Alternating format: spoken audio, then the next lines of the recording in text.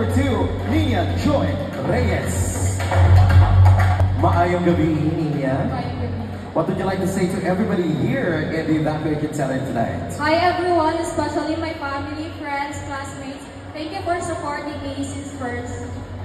Alright, so Nina, I know that, joining a pageant as grand as Miss Mais requires a lot of, preparation. It's a journey, right? But throughout this competition, and no matter what the results will be, what will be your, let's say, biggest takeaway or the best thing about Miss Mais? Since this is my first time in pageantry, I will always be thankful and grateful for being here tonight. Yes, you start with gratitude at all times. So, mabigay spirit. Now, Nina, please pick from one of our multiple bowls right there. That contains your question. I will read it twice, so listen carefully. Alright, here's your question.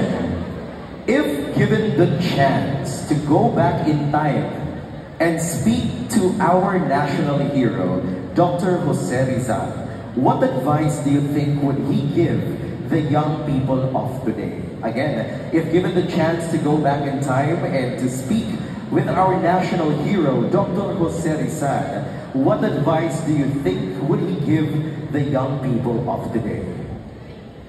For me, Dr. Jose Rizal would like to say to the young people, to the young generation today, is to have a good leader. Because for me, a true leader is not about what we have or what we give.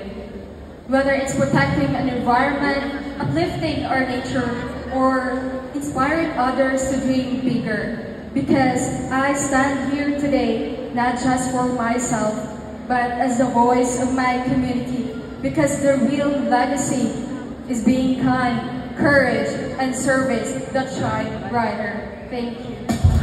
Thank you so much. Once again, ladies and gentlemen, candidate number 2, Nina Joy Reyes.